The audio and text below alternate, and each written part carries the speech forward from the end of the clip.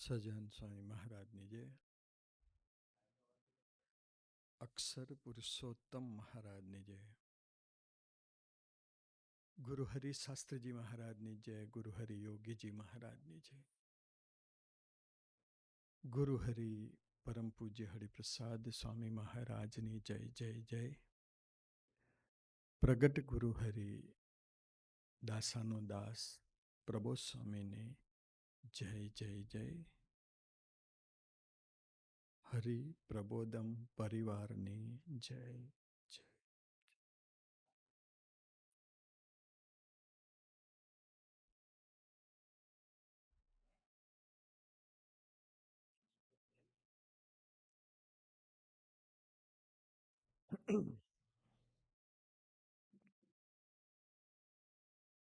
મનોજભાઈએ આપણને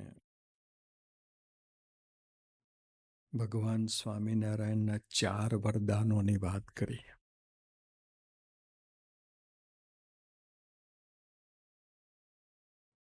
જે ભગવાન સ્વામિનારાયણે આપણને 4 વરદાનો આપ્યા, એ જ ભગવાન સ્વામિનારાયણે વચનામૃત બી આપ્યું, મંત્ર બી આપ્યો, સંતો બી આપ્યા, મંદિરો બી આપ્યા, શાસ્ત્રો બી આપ્યા. એ ભગવાન સ્વામિનારાયણનો આજે સ્વધામ ગમન દિવસ છે. ભગવાન સ્વામિનારાયણ આજે આ ધરતી છોડી અને પોતાના અક્ષરધામની અંદર પાછા પધાર્યા હતા.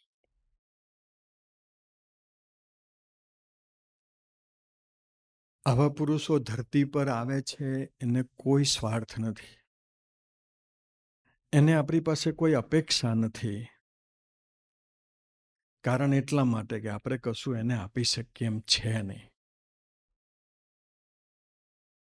આજે સવારે જ પ્રબોધ સ્વામીએ પૂજામાં વાત કરી હતી.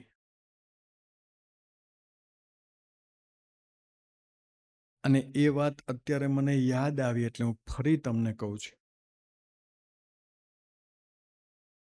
કે ભગવાન સ્વામિનારાયણે વચનામૃત પ્રથમના 12ના વચનામૃતમાં વાત કરી છે.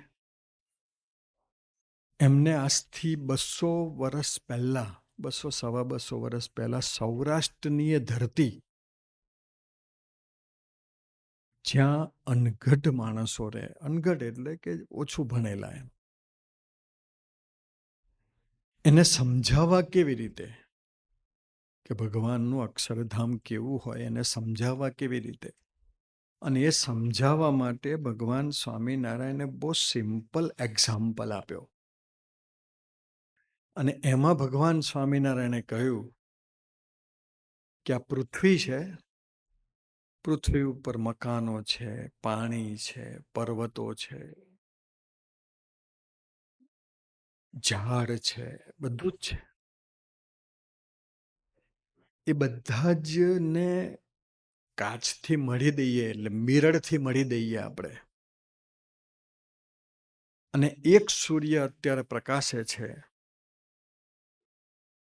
એવા અનંત સૂર્યો આ પૃથ્વી પર પ્રકાશ ફેંકે, અને જે કાચની ધરતી છે એનું રિફ્લેક્શન આવે,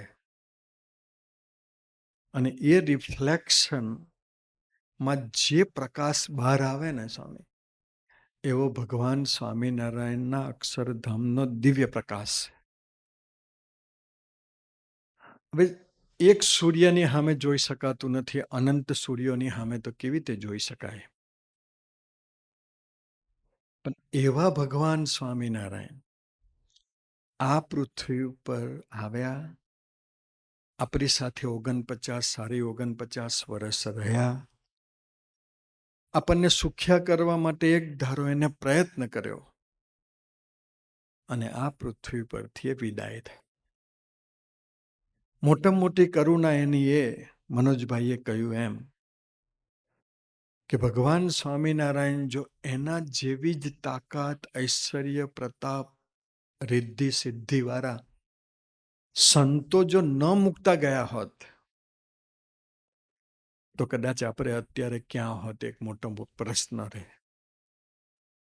કારણ એટલા માટે સ્વામી કે મંદિરો બનાવવા સહેલા છે, આશ્રમો બનાવવા સહેલા છે, ટ્રસ્ટો બનાવવા સહેલા છે, દવાખાનાઓ હોસ્પિટલો બનાવવી સહેલી છે, પણ બનાવ્યા પછી એટલી જ તાકાતવાળી વ્યક્તિને મૂકતું જવું ને એના સંચાલન માટે એ ધરતી પર અઘરામાં અઘરી સેવા છે, અઘરામાં અઘરી સાધના છે. કારણ કે એટલા બધા પાવરફુલ માણસો મળે જ નહીં.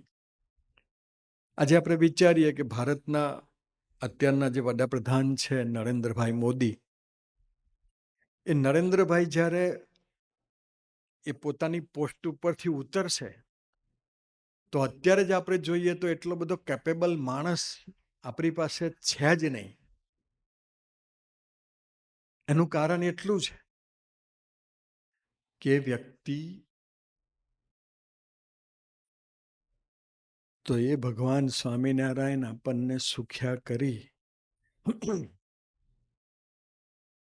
અને સારા 49 વર્ષ આ ધરતી પર રહ્યા. એમને શાસ્ત્રો આપ્યા, વચનામૃત. આપણે બધા અઠવાડિક સભા ભરતા હોય, સત્સંગમાં હોય, આપણને થોડી ખબર હોય.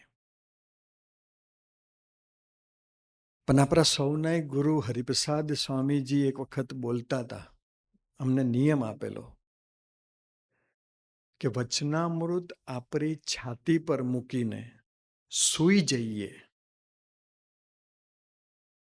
તો વચનામૃતના શબ્દોની એટલી તાકાત છે કે કદાચ ન વાંચ્યું હોય છતાં પણ એ પરાવાણી હૈયામાં ઉતરી જાય.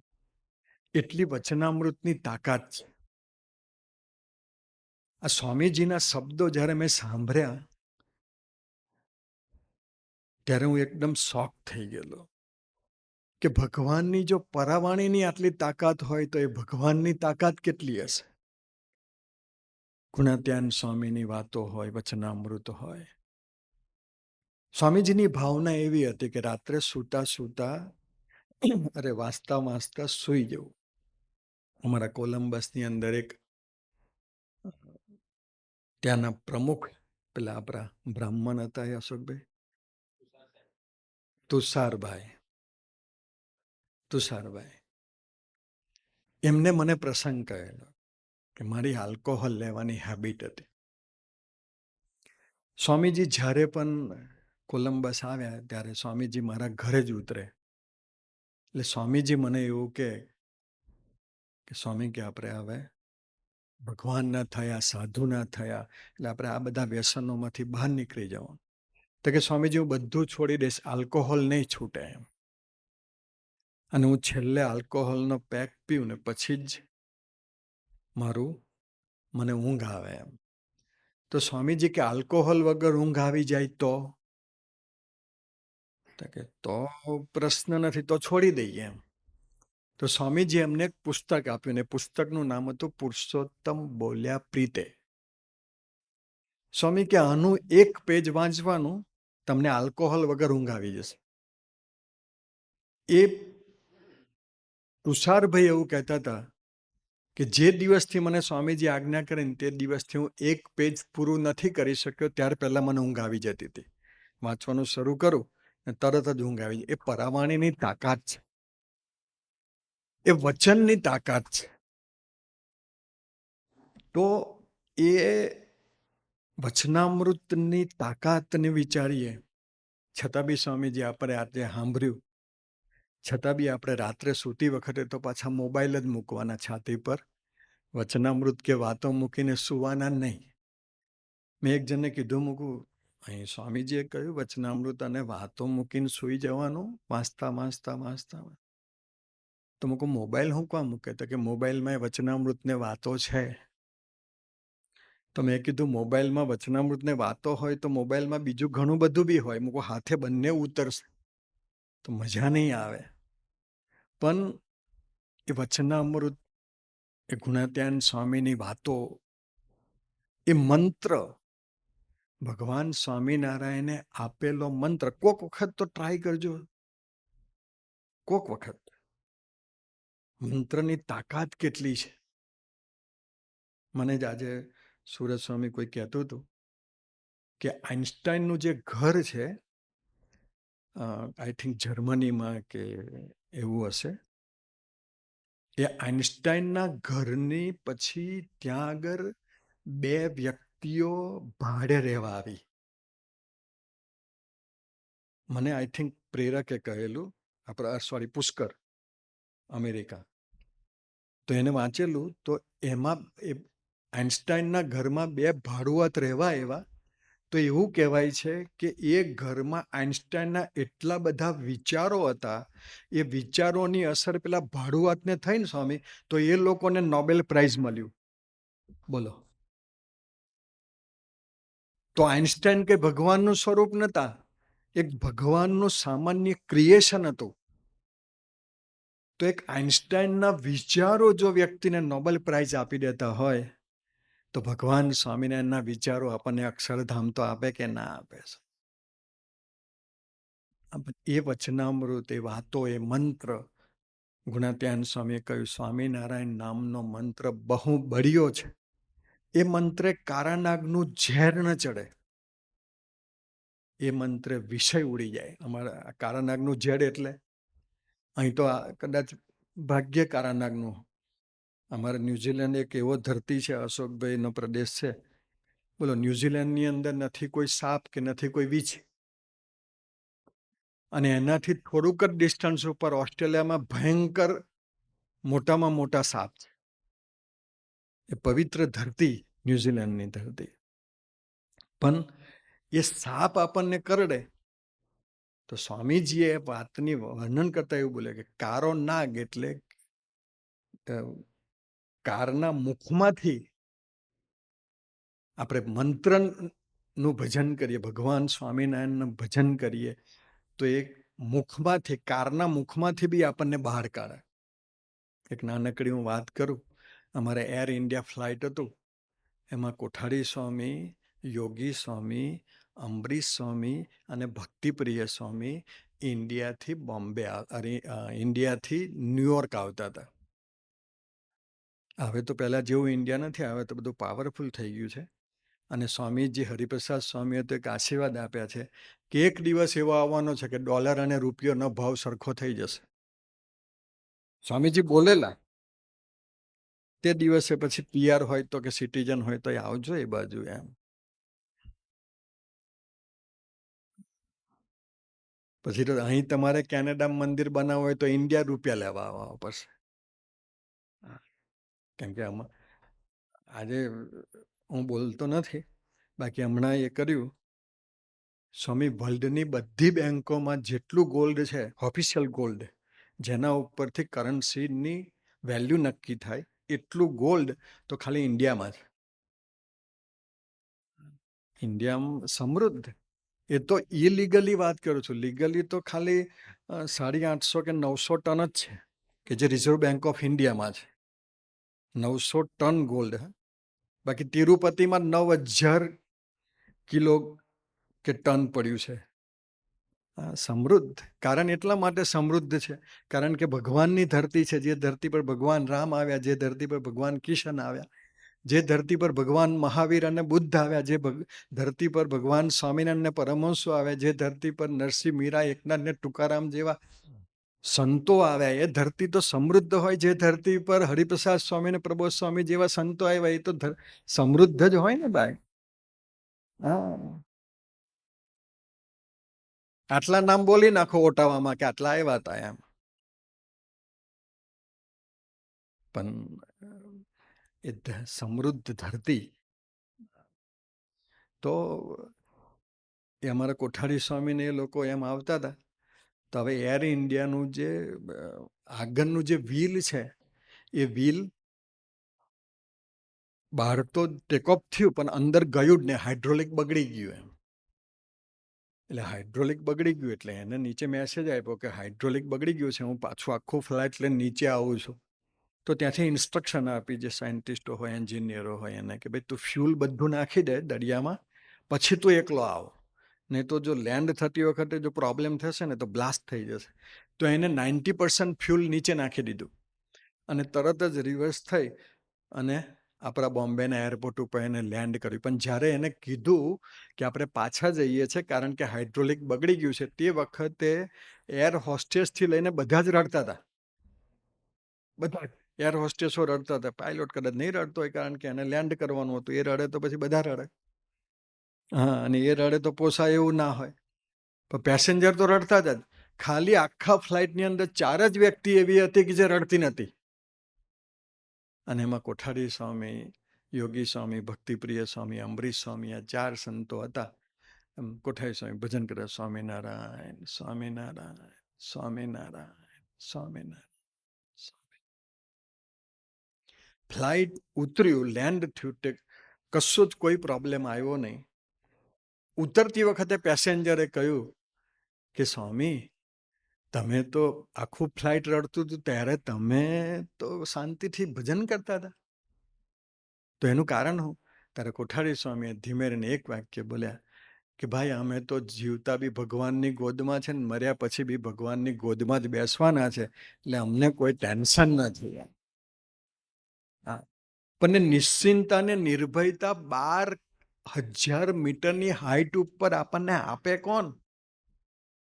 એ મંત્ર આપે. એ મંત્રને આપનાર પુરુષ આપણને આપે. એટલે હું એવું નથી કહેતો, આપણે કોઈ બી જગ્યાએ પ્રોબ્લેમ આવે ને સાહેબ, ભગવાનનું ભજન કરવાનું. મમ્મી પપ્પાને સંભાળવાનો કોઈ મતલબ નથી, કારણ કે મમ્મી પપ્પા જ ક્યાં હોય. પણ છતાં બી ઘણી વખત આપણે ઓ બા તરત થઈ જાય આપણાથી. પણ એ મંત્ર તો કારાનાગનું ઝેર ન ચડે, વિષય ઉડી જાય. મેં ના કીધું મનોજે એનાઉન્સમેન્ટમાં, અમારે એક સુરતનો દીકરો છે, અત્યારે તો નામ નથી બોલાયું, પણ હવે તો બધું સેટ થઈ ગયું. એ દીકરો, એને એના ભાઈએ મને કહ્યું, મને કે સ્વામી આને કંઈક કરો ને. મૂકું કેમ? તો કે એને તો આલ્કોહોલ લેવાનું ચાલુ કરી દીધું, સ્મોકિંગ ચાલુ કરી દીધું, ગેમ્બલિંગ ચાલુ કરી દીધું, IPLમાં રમવાનું ચાલુ કરી દીધું બધું. તો મને કે કંઈક, મેં કીધું ચાલો અહીં ઓફિસ પાસેથી પસાર થઉં છું, તું ત્યાં મૂકું એને ભાઈને ઊભો રાખે એમ. એટલે પછી રાત્રે 11 થયા હતા તે ઊભો રહ્યો, પછી ઉતર્યો હું તો એના મોઢામાંથી સ્મોકિંગની ને આલ્કોહોલની સ્મેલ આવતી હતી. એટલે મેં કીધું આ બધું કઈથી ચાલુ કરી દીધું? તો કે સ્વામી બહુ પ્રોબ્લેમ છે જીવનમાં. મેં કહ્યું પ્રોબ્લેમ તો બધાનો હોય, તને એકલાને થોડા હોય. એનો મતલબ એવો થોડો કે આપણે આ ચાલુ કરી દેવું. મને કે ના ના, વાત જ છોડો ને. હવે પછી 5-10 મિનિટ વાત કરી, પણ મેં કીધું પપ્પા તરફથી પ્રોબ્લેમ છે, મમ્મી તરફથી પ્રોબ્લેમ છે. મૂકું પ્રોબ્લેમ તો કે મને. તો કે ના ના સ્વામી, વાત જ છોડો ને એમ. મેં કીધું ચાલ વાંધો નહીં, પણ તું કે તને શું પ્રોબ્લેમ છે? તો કે સ્વામી મારો પ્રોબ્લેમ સોલ્વ થાય એવો નથી. તો મેં કીધું પણ મદદ કરું ને, કંઈક તો દુનિયાના કોઈ બી પ્રશ્નનું સમાધાન છે. તો મેં કીધું આ પ્રશ્નનું સમાધાન તો મળશે, તું કે પ્રોબ્લેમ એમ. મને કે તમારાથી પ્રોબ્લેમ પતે એવો જ નથી. મને મૂકો કહેતો ખરો. પછી એને મને શું કીધું ખબર પ્રોબ્લેમ? મને કે એને મને ના પાડી. હવે મેં કહ્યું યાર આ તું ખરું પ્રોબ્લેમ લાય, કેમ કે આ પ્રોબ્લેમ અત્યારે બહુ જ ચાલે. તો મેં કીધું યાર મૂકું ના પાડી તો કાંઈ નહીં, છોડી દેવાનું. મને કે ના ના, કોઈ આત્મીય બને કે ના બને, હે મહારાજ મારે આત્મીય બનવું જ છે, તો મને બળ આપજો એમ. મેં કીધું ભાઈ પછી, અને અમુક છે ને આવા પ્રશ્નોમાં સ્વામી એ લોકો સમજવા જ તૈયાર ના હોય. પછી મેં કીધું મૂકું ચાલ મારું નહીં તારું નહીં, સ્વામીજી કેમ કરી લેવાનું. એટલે 1 મિનિટે વિચારમાં જતો રહ્યો. વિચાર એટલા માટે કે સ્વામીજી જો ના પાડશે તો. પણ પછી એને તો કીધું કે ચલો ઓકે, સ્વામીજી કેમ કરી નાખવાનું. તો પછી એક વખત મેં કીધું હું તને બોલાવું, તે વખત આવજે. સ્વામીજી હરિધામમાં હતા તે દિવસ એને બોલાવ્યો, આવ્યો 10 વાગે આવ્યો. મને કે હું આવી ગયો છું. મેં કીધું વરરાજા નથી, આવ્યો હોય તો મેં કહું મંદિરના દર્શન કર, ચા નાસ્તો કર, શાંતિથી. મેં કીધું હું તને બહુ આખો પ્રસંગ ડિટેલમાં હું નથી કહેતો, પણ એમ કરતા કરતા કરતા કરતા રાતના 7 વાગી ગયા. સવારનો 10 વાગ્યાનો આવેલો, એને એવું થઈ ગયું ભગવાનના મૂર્તિઓ આગળ કે આજે મારો નંબર નથી લાગવાનો. પણ એને મનોમન ભગવાનને પ્રાર્થના કરી કે આજે સ્વામીજી જો મને મળે અને મારી બાજુ જોવે ને મારા ગાલ ઉપર હાથ ફેરવે ને તો પેલીને ભૂલી જવાની. એવું એને મનમાં સંકલ્પ કર્યો. એને મને નહોતું કીધું, એની બાજુમાં એનો ભાઈ હતો એને બી નહોતું કીધું. 7 વાગે સ્વામીજી મળ્યા. સ્વામીજી હોલમાં પધાર્યા, ખૂબ બીમાર હતા, મોટી લાઈન હતી. સ્વામીજી કોઈની બાજુ જોતા નહોતા, ફક્ત બધા દર્શન કરીને જતા રહેતા હતા. તો એનો જ્યારે નંબર આવ્યો, 5મો આવ્યો, ચોથો, ત્રીજો, બીજો, હું બાજુમાં ઊભેલો, કારણ કે મારે કેસ લડવાનો હતો એઝ અ લોયર. તો હું બાજુમાં ઊભો. એની આગળનો જે ભાઈ આવ્યો એની બાજુ બી સ્વામીજી ના જોયું. અને એક્ઝેક્ટ પેલો દીકરો આવ્યો ને ત્યારે સ્વામીજી એની બાજુ જોયું અને જોઈને એના ગાલ ઉપર હાથ ફેરવ્યો અને હાથ ફેરવીને કીધું, પેલી નાસ્તી ભૂલી જવાની કે. અને એ હું વાત કરતો હતો સ્વામીજીને, ત્યાં તો એને કીધું, સ્વામી પતી ગયું, પતી ગયું, પતી ગયું. હું શું પતી ગયું? તો કે ના પ્રોબ્લેમ પતી ગયો એમ. પછી અમે નીકળી ગયા. પણ એ વાત છે મંત્રની તાકાત. એને 6 કલાક 7 કલાક સ્વામીજીની મૂર્તિ આગળ ધૂન કરી અને એનું હૃદય બદલાઈ ગયું. સ્વામીજી આશીર્વાદ આપ્યા, બદલાઈ ગયું. આજે તો બોલતો નથી, બાકી અત્યારે તો વેલ સેટલ છે અને અશોકભાઈના સાનિધ્યમાં ન્યુઝીલેન્ડની ધરતી પર લગ્ન કરી અને ત્યાં સેટ થઈ ગયો છે. પણ એના ટર્નિંગ પોઈન્ટ ઉપર સ્વામીજી ના હોત તો કદાચ અત્યારે કદાચ પાઉંવડાની લાડી બી હોત કતાર ગામની અંદર અથવા વરાછાની અંદર. પણ સ્વામીજી એ મંત્ર, ભગવાન સ્વામિનારાયણ જે મંત્ર આપ્યો, એ મંત્રની જે તાકાત છે. આપણે ઓટાવામાં આપણા 2 દીકરાઓ છે, હિરેન ને મયુર. એમ હું મયુર કહું છું, એમ મનોજ અહીંયા આગળ કહે છે. અમારી આગળ બંને પીએચડી છે, બંને હોશિયાર છે. પણ એ લોકોને ભગવાનનો મહિમા એવો સમજાયો છે. તો સ્વામીજીએ વર્ષો પહેલા અહીંયા આગળ શિબિર કરેલી અમેરિકામાં, અને તે દિવસે એનાઉન્સમેન્ટ થયું કે જેટલા પીએચડી દીકરાઓ છે એ બધા સ્ટેજ ઉપર આવે, અને પાછા પીએચડી જેટલા હતા એટલાના નામ બોલાયા. હું ખુરશી પર બેઠો હતો, મારી નીચે જ મયુર બેઠો હતો કે હિરેન બેઠો હોય, એ ત્યાં બેઠા હતા. એટલે બધું નામ આવ્યું એટલે મને ખબર તો ખરી, મુક આ 2નું નામ તો આવશે જ, પણ 2માંથી કોઈનું નામ આવ્યું નહીં. અને બધાને સ્વામીજીએ મેડલ આપ્યા, સર્ટિફિકેટ આપ્યું અને આશીર્વાદ આપ્યા. તે જુદા, અને ફોટોગ્રાફ્સ થયો.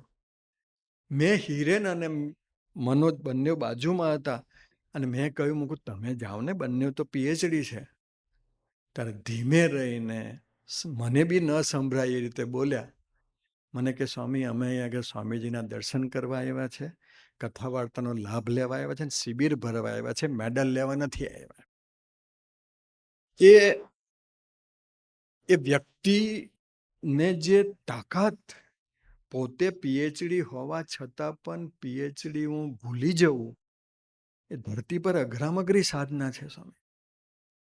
તો મારો કહેવાનો મતલબ એટલો છે કે મંત્રની તાકાત, શાસ્ત્રની તાકાત, સંતની તાકાત. કદાચ મારી અંદર તમે પ્રસંગ તો સાંભળ્યો જ હશે કોઈક વખત તો ગોષ્ઠીમાં, પણ છતાં બી એક નાનકડી વાત કરું. વચ્ચે બીજી હોય એક વાત કરું કે અમારા કોલંબસમાં પ્રફુલ્લભાઈ કરીને એક અત્યારે પોતે પ્રમુખ છે. એમનો પહેલો સ્ટોર હતો અને રમણ કાકાના એ બનેવી થાય, પ્રફુલ્લભાઈ કે સારા, રમણભાઈ ઓળવાળા, હા, રમણભાઈના સારા થાય પ્રફુલ્લભાઈ. એટલે રમણ કાકાએ કીધું કે સ્વામી મારા સારાની દુકાન પર ચાલો ને, સ્ટોર ઉપર. સ્વામી કે ચાલો. સ્વામીજી ગયા એટલે સ્વામીજીએ એને પૂછ્યું, ગયા એટલે ઠાકોરજી પધરાવ્યા, એટલે પછી પૂજન કર્યું. એટલે સ્વામીજી કે અમારા સંતો માટે થોડીક ચોકલેટ આપજો એમ. પ્રફુલ્લભાઈએ એવું કીધું કે ચોકલેટ તો સ્વામીજી હું આપીશ, પણ તમે મને શું આપશો એમ. ત્યારે સ્વામીજી એવું બોલ્યા કે અમે સુખ શાંતિને આનંદ આપીશું. તો કે સ્વામી, સુખ શાંતિને આનંદ તો જોઈતા નથી, હું કોલંબસ છું એટલે સુખ શાંતિને આનંદ જ છે. તો કે ના સ્વામી કે અમે સુખ શાંતિને આનંદ આપીશું. પછી અમને થોડી ચોકલેટ આપી દીધી. બીજા વર્ષે સ્વામીજી આવ્યા ને તેનો બીજો સ્ટોર થઈ ગયો. એની આશીર્વાદ લેવા હતા, બીજો સ્ટોર. સુખ શાંતિ આનંદ નથી જોયું તો બીજો સ્ટોર થઈ જાય એવા આશીર્વાદ આપો. સ્વામી કે ના અમે સુખ શાંતિને આનંદ આપીશું. બીજા વર્ષે આવ્યા ત્યારે બીજો સ્ટોર હતો. તો રમણ કાકા કીધું કે સ્વામી સારાએ બીજો સ્ટોર કર્યો છે, ચાલો જઈએ. સ્વામી કે ચાલો. જેવા સ્વામીજી પધરામણી કરીને પૂજન કર્યું ને એટલે પ્રફુલ્લભાઈ બોલે ચોકલેટ લઈ જવી છે ઇન્ડિયા? તો કે ના ચોકલેટ નથી લઈ જવી. તો કે આશીર્વાદ આપજો ત્રીજો સ્ટોર થઈ જાય. સ્વામી કે ના આપણે તો સુખ શાંતિને આનંદ અમે આપીએ. અને સ્વામીજી પૂજન કરી નીકળી ગયા. ત્રીજા વર્ષે ત્રીજો સ્ટોર થઈ ગયો અને ત્રીજા સ્ટોર ઉપર સ્વામીજીએ પધરામણી કરી. અને તે દિવસે કીધું કે સ્વામીજી ચોથો સ્ટોર થઈ જાય ને એવા આશીર્વાદ આપજો. સ્વામી કે અમે તો સુખ શાંતિને આનંદ આપીશું, જે પહેલા દિવસે સ્વામીજી બોલેલા. અને ત્યાર પછી પ્રફુલ્લભાઈ સ્વામીજીના યોગમાં આવ્યા, સભાપરતા થયા, સત્સંગી થયા, કાર્યકર્તા થયા. અત્યારે કોલંબસ મંડળના પ્રમુખ. પણ એ પ્રફુલ્લભાઈ મને કહેતા હતા કે અત્યારે મારી પાસે એક જ સ્ટોર છે. પેલા 3 હતા ને જે આશીર્વાદથી આવ્યા તે જતા રહ્યા. મારી પાસે એક જ સ્ટોર છે. પણ હરિપ્રસાદ સ્વામી મને પહેલા દારે કીધેલું ને એટલે સુખ શાંતિ ને આનંદ મને 24 કલાક છે. અને સુખ શાંતિ ને આનંદ ભગવાનને, ભગવાનના પવિત્ર સંતો આપણને નિરંતર આપવા માટે આવ્યા છે. અનંત પ્રકારના પ્રોબ્લેમ છે. કહેવાનો મતલબ એટલો છે સ્વામી, દેહના પ્રોબ્લેમ, મનના પ્રોબ્લેમ, આના કીધું મનોજે, પિયાના પ્રોબ્લેમ, કેટલા બધા. ધરતી પર 800 કરોડ થઈ ગયા માણસો. હમણાં જ દિવ્ય ભાસ્કરે કીધું 800 કરોડ માણસો થઈ ગયા. 800 કરોડમાંથી એક વ્યક્તિ એવી નહીં હોય જેને સંતોની ગોદ ના હોય, અને એવી વ્યક્તિ નહીં હોય કે જેને પ્રોબ્લેમ નહીં હોય. દરેક જણને પ્રોબ્લેમ છે. પણ એ પ્રોબ્લેમમાંથી સુખ શાંતિ ને આનંદ આપણને આપે કોણ? આપણે કોને સંભાળીએ?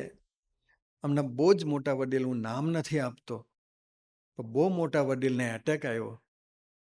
અને જ્યારે એટેક આવ્યો ત્યારે એના ભત્રીજાએ એમને ફોન કરીને કીધું કે કાકા એટેક તો આવ્યો, વાંધો નહીં, પણ જ્યારે તમને એટેક આવ્યો ત્યારે તમને હવે શું લાગે છે? તો કે એટેક આવ્યો ને ત્યારે મને એક જ વિચાર હતો કે સ્વામીજી હતા ને તો હું સ્વામીજીને પ્રાર્થના કરતો હતો, પણ અત્યારે હું કોને પ્રાર્થના કરું એના વિચારમાં હું ટેન્શનમાં છું. આપણે તો ખૂબ નસીબદાર છે કે આપણી પાસે તો પ્રાર્થના માટેની જગ્યા છે, પ્રાર્થના માટેના પુરુષ છે, કે જે પ્રબોધ સ્વામીને આપણે પ્રાર્થના કરીએ તો એ ભગવાનને પહોંચાડે એટલી તાકાત એનામાં છે. આજે રૂપિયો આપીએ, તમે મને રૂપિયો આપો તો મારી તાકાત નથી કે તમારો ડોલર કે રૂપિયો હું ઠાકોરજીને પહોંચાડું. તમારા ઘરમાં હું જમવા આવું ને તમે મને બ્રેડ ખવડાવો તો મારી તાકાત નથી કે એ બ્રેડને હું ભગવાનને પહોંચાડું. જ્યારે પ્રબોધ સ્વામી એવા સાધુ છે કે તમે એને એક કોળિયો જમારો ને તો એ ભગવાનને પહોંચાડે. એને $1 આપો તો એ ડોલર ભગવાનને પહોંચાડવાની તાકાત છે એનામાં. એટલે આવા પવિત્ર સંતોની ગોદ આપણને મળી. છેલ્લી વાત અમારા ઘરની જ કરી દઉં. અમારા હરિધામની ધરતી ઉપર આનંદ મંગલ સ્વામી છે. એ પોતે લંડનમાં જન્મેલા છે. ભગવાનની કૃપા, દ્રષ્ટિ પડી ગઈ. ભગવાનની દ્રષ્ટિ પડે ને સ્વામી ત્યારે રોગ બી આવે ને દોષ બી આવે અને દેશકાર બી આવે. કારણ કે આપણને દેહભાવ અને દેહાભિમાનથી પર કરવા હોય. તો એક દિવસ આનંદ મંગલ સ્વામી મને લોબીમાં મળ્યા. મેં કીધું આનંદ, બોડી આટલું બધું રિડ્યુસ થઈ ગયું, કેમ કે આટલું બધું રિડ્યુસ થઈ ગયું? મને કે સ્વામીજી ડાયટ ચાલે છે. Okay okay. અત્યારે તો હવે આપણાથી કોઈને કશું કહેવાય બી નહીં કે ભાઈ તમે ડાયટ ચાલે છે. ઓકે. થોડાક દિવસથી આને બોડી વધારે રિડ્યુસ થઈ ગયું. એમને એક વડીલ સંતને કીધું કે હું શું કરું એમ. તો કે આપણે હોસ્પિટલમાં બતાવો. હોસ્પિટલ બતાવ્યું વડોદરા. તો કે ભાઈ આ તો મેજર પ્રોબ્લેમ છે, તમે અહીંયા આગળ બતાવો. ત્યાં બતાવ્યું ગોરજ, અને ત્યાં બતાવ્યું અને ત્યારે ડૉક્ટરે કીધું કે આ સંતને તો બ્લડ કેન્સર છે. આપણે વિચારીએ સ્વામી, આ મયુર અને મનોજ અને હિરેન બંને પીએચડી છે, પણ કેન્સર થાય તો કોની પાસે જાય? કોની પાસે જાય? ત્યારે તો એને ભગવાન પાસે જવું જ પડે, સંત પાસે જવું જ પડે, કારણ કે એ જ તાકાત એક એવી છે કે જે એમાંથી બહાર કાઢે. મેડિકલ સાયન્સ જ્યાં પૂરું થાય ત્યાં સાધુની તાકાતની શરૂઆત થાય છે, અને એ આપણને મળ્યા. એમ પછી વાત કરી, પછી બોન મેરો લેવાની વાત કરી, બોન મેરો લેબમાં જવાની વાત કરી. પેલા ડૉક્ટરે જોયું ને સ્વામી, એટલે એને કીધું પેલા ડૉક્ટરને કે આની ટ્રીટમેન્ટ ચાલુ કરી દે, આને કેન્સર જ છે, બ્લડ કેન્સર, અને જો તું રાહ જોઈશ ને તો આ મરી જશે કે. એટલે એને તો ટ્રીટમેન્ટ ચાલુ કરી દીધી. બોડી કેટલું બધું એમ. એકચ્યુઅલી હું તમને કહું કે એનું સ્કિન છે ને મારા જેવી હતી, પણ આ માઇક જેવી સ્કિન થઈ ગઈ, બ્લેક આખી. અને આનંદ મંગલ સ્વામી કોઈને દર્શન નહોતા આપતા, નહીં વિડીયો પર કે કોઈ નહીં, લાઈવ હો કોઈને નહીં, કેમ કે એનો ફેસ જ એ ટાઈપનો થઈ ગયેલો કે ફેસના દર્શન કરો ને સ્વામી તો બી આપણને એમ એકદમ શોકિંગ ન્યૂઝ લાગે એમ. તો એ કોઈને દર્શન જ નહોતા આપતા. પછી તો હું તમને ખરેખર કહું, હું પ્રેમ સ્વામીની બાજુમાં જ 8 નંબરની રૂમમાં બેઠો હતો, અને ગોરજથી ડૉક્ટરનો ફોન આવ્યો. એટલે પ્રેમ સ્વામી કીધું, હા ડૉક્ટર બોલો. તો કે આવતીકાલે આપણે આનંદ મંગલ સ્વામીને અહીંયા આગળ હોલ પાડવું પડશે ગળામાં, અને હોલ પાડી અને ત્યાંથી આપણે ફૂડ એને આપવું પડશે. એટલે એ કરીએ. ત્યારે મને એક્ઝેક્ટ ખબર છે, પ્રેમ સ્વામી એક વાક્ય બોલેલા કે કરોડો રૂપિયાનો ખર્ચો થાય ને તો ડૉક્ટર ચિંતા નહીં કરતા, પણ સાધુ બચવો જોઈએ. આ આપણી કેપેસિટી, આપણી લિમિટ્સ પૂરી થઈ ગઈ. બસ આપણા પપ્પાને, આપણા મમ્મીને, આપણા ભાઈને, આપણી બહેનને કંઈ બી બ્લડ કેન્સર, કંઈ બી પ્રકારના રોગ થાય તો આપણે ડોલર પાણીની જેમ વાપરી નાખીએ, પણ સારું ન કરી શકીએ, કારણ કે એ આપણા હાથમાં નથી. અને પછી તો વાત પતી ગઈ. મને જ એવું થઈ ગયું હતું સુરજભાઈ કે પ્રેમ સ્વામી જીનિયસ કહેવાય એમ. 1 કરોડ રૂપિયા એક સાધુ પાછળ ખર્ચે. મને તો ખરેખર હું કહું છું ને આજે મને ગુણ આવી ગયો એમ કે ધન્યવાદ એમ. પણ છતાં બી આપણી એ લિમિટ છે. 2 દિવસ પછી એને અહીંયા આગળ કાણું પારવાનું તો ગઈકાલે લઈ જવાના હતા નાઇટમાં, અને તે દિવસે પ્રબોધ સ્વામી ત્યાં હિંચકા ઉપર અનિર્દેશ પાસે બેઠા હતા, અને પ્રબોધ સ્વામીએ કીધું કે ચાલો આપણે આનંદ મંગલ સ્વામીના વિડીયો પર દર્શન કરીએ. હવે આનંદ મંગલ સ્વામી વિડીયો પર કોઈને દર્શન જ નહોતા આપતા, પણ ડાયરેક્ટ પ્રબોધ સ્વામીએ એમના મોબાઈલથી ફોન કર્યો ને સ્વામી, એટલે અંદર લખેલું આવ્યું હશે પ્રબોધ સ્વામી નામ, એટલે તરત જ એમને વિડીયો ઉઠાવી લીધો અને એમ જોયો તો સામે પ્રબોધ સ્વામીને આનંદ મંગલ સ્વામી. પ્રબોધ સ્વામી 3 જ વાક્ય બોલ્યા, 3 જ વાક્ય: સાથે જીવવું છે, સાથે મરવું છે, અને સાથે સ્વામીજીને રાજી કરવા છે. 3 જ વાક્ય બોલ્યા. ભજન કરજે, આટલું જ વાક્ય બોલ્યા. થોડીક વાર વાતચીત થઈને ફોન મૂકી દીધો. તમે કલ્પના નહીં કરો સ્વામીજી, બીજે દિવસે ડૉક્ટરે એવું કીધું કે હોલ પાડવાની જરૂર નથી. ત્રીજે દિવસે આનંદ મંગલ સ્વામી હરિધામમાં રજા આપી દીધી. આ 3 શબ્દોની જે તાકાત છે એ તો હું બોલું, સાથે જીવવું છે, સાથે મરવું છે, સાથે સ્વામીને રાજી કરવા, પણ એની તાકાત, એની અસર શું થાય?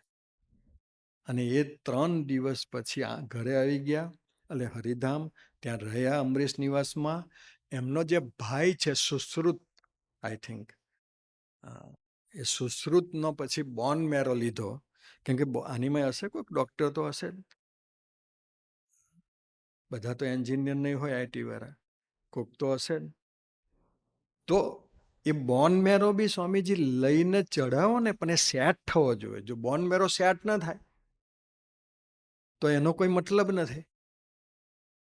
અને ખરેખર એ સુશ્રુતનો બોન મેરો લીધો, આનંદ મંગલ સ્વામીમાં ચડાવ્યો, અને આનંદ મંગલ સ્વામીને સેટ થઈ ગયો. એ જ આનંદ મંગલ સ્વામી અત્યારે 1 વર્ષથી અમારી સાથે એવીડીમાં આનંદ કરે છે. પ્રબોધ સ્વામી એવું બોલેલા, સાથે જીવવું છે, સાથે મરવું છે, અને સાથે સ્વામીજીને રાજી કરવા છે. પણ 100 વાતની એક વાર સ્વામી વી આર એબ્સોલ્યુટલી ઝીરો. કોક તો એવી સુપ્રીમ પાવર, સુપ્રીમ સત્તા છે કે જ્યાં આગળ આપણે ઝીરો છે બસ. અને એટલા માટે માઉન્ટ રોયલ, મોન્ટ્રિયલ નો ટેકરો, માઉન્ટ રોયલ ટેકરાનું નામ છે. અમે ગઈકાલે ગયા હતા. એ માઉન્ટ રોયલ પર જઈને સુહૃદ સ્વામીએ પ્રબોધ સ્વામીને કીધું, પ્રબોધ સ્વામી એક સૂત્ર આપો બસ, એક વાક્ય બોલો. અને ત્યારે પ્રબોધ સ્વામી રાત્રે 11:15, 11:30, 11:15 એક વાક્ય બોલ્યા કે તારે લઈને હું બસ. આપણે છીએ ભગવાનને લઈને છે, એ ક્યારેય ભૂલવાનું નહીં. અને પ્રબોધ સ્વામી હરેક સેકન્ડે એ ઊભા થાય તો બી ચાલો પ્રભુ, જમવા બેહે જમો, પાણી પીતા હોય જમો, પીવો, હરેક સેકન્ડે ભગવાનને લઈને ફરે છે. એવા પ્રબોધ સ્વામીની ગોદ આપણને મળી છે. આપણે બધા ખૂબ નસીબદાર છે. આજે મહારાજ સ્વધામ પધાર્યા, પણ મનોજભાઈએ કહ્યું એમ, એ જ ભગવાન સ્વામિનારાયણમાં જેટલી તાકાત, ઐશ્વર્ય, પ્રતાપ, સિદ્ધિ હતી, એટલી ને એટલી જ રિદ્ધિ, સિદ્ધિ, તાકાત, ઐશ્વર્ય, પ્રતાપ આજે છઠ્ઠી પેઢી તરીકે પ્રબોધ સ્વામી એ જ તાકાત અને એની સાથે આપણે પાસે બિરાજમાન છે. એ જોવે છે આપણી બાજુ, પ્રબોધ સ્વામી આપણી બાજુ જોવે છે, પણ એ નથી જોતા, એનામાં રહીને ભગવાન સ્વામિનારાયણ જોવે છે. એ બોલશે અત્યારે, પણ એ નહીં બોલે, એનામાં રહીને ભગવાન સ્વામિનારાયણ બોલશે. કારણ કે સ્વામીજી બગોદરામાં હતા, તો બગોદરાની બાજુમાં એક આહીરોનો નેસડો હતો. તો ડૉક્ટરે કીધું કે સ્વામીજી આ નેસડાવાળા કાનના બોલાવે છે, તમે કોક દાડો તો ચાલો. સ્વામી કે ચાલો આજે જઈએ. સ્વામીજી ગયા તો પેલા ભરવાડો એટલા બધા રાજી થઈ ગયા, એટલે બધા રાજી થઈ ગયા. હવે બહેનો બી એટલા બધા રાજી થઈ ગયા, દૂધ આપવાને બદલે છાશ. અને એમાંય છાશો 2 પ્રકારની આવે, એક પીવાની ને એક વાસણ ઘસવાની. અને વાસણ ઘસવાની છાશ ખાટી હોય સ્વામી. અને એમાં જે વાસણ ઘસવાની છાશ એ ભરીને ખબર ને હલાવીને જે ઉમંગમાં ને ઉમંગમાં આપી દીધી. બાજુમાં કોઠારી સ્વામી હતા. કોઠારી સ્વામીએ ઘૂંટડો ભરી તો લીધો, પણ કોઠારી સ્વામી કે મને ઉતરતા કારણ કે ઠુકાય તો નહીં, પણ ઉતારી દીધો. સ્વામીજી સીતાફળનો મેંગો શેક પીતા, સીતાફળનો શેક પીતા હોય એવી રીતે ખાટી છાશ પી ગયા. કોઠારી સ્વામીએ કહ્યું કે દયાળુ, આટલી બધી ખાટી છાશ તો મારાથી ન પીવાય, મેં તો એક જ ઘૂંટડો પીધો, આપ ગ્લાસ આખો પી ગયા. ત્યારે સ્વામીજી એક જ વાક્ય બોલ્યા, અમે નથી પીતા, અમારામાં રહીને મહારાજ પી જાય છે. તો સારી વસ્તુ હોય તો મહારાજ પીવે, ને ખરાબ વસ્તુ હોય, ખાટી વસ્તુ હોય, ન ગમતી વસ્તુ હોય તો બી મહારાજ પીવે. તો મહારાજને ભગવાન સ્વામિનારાયણ ગયા ખરા આજના દિવસે, અને ગયા નથી, આપણી સાથે પ્રબોધ સ્વામી સ્વરૂપે અખંડિત બિરાજમાન છે. તો એ પ્રબોધ સ્વામીના ચરણારવિંદમાં દયાળુ અમને સૌને, સુહૃદ સ્વામી, અશોકભાઈ, મૈત્રી સ્વામીને પ્રાર્થના કે અમે બિનશરતી શરણાગતિ, અમે અત્યારે શરણ છીએ, પણ અમારી બી કોઈક શરતો છે. અમારું PR થઈ જાય એવા શરત છે, અમારું મેરેજ થઈ જાય એવી શરત છે, અમને કંઈક સારી સ્કોલરશીપ મળે એવી શરત છે, અમારી તબિયત બગડેલી એ થોડી સારી થાય. અમારે બિનશરતી શરણાગતિ સ્વીકારીને આપના ચરણને રહેવું છે. અમને સૌને બરબુદ્ધિને શક્તિ આપો, એ જ પ્રાર્થના. સહજાનંદ સ્વામી મહારાજ.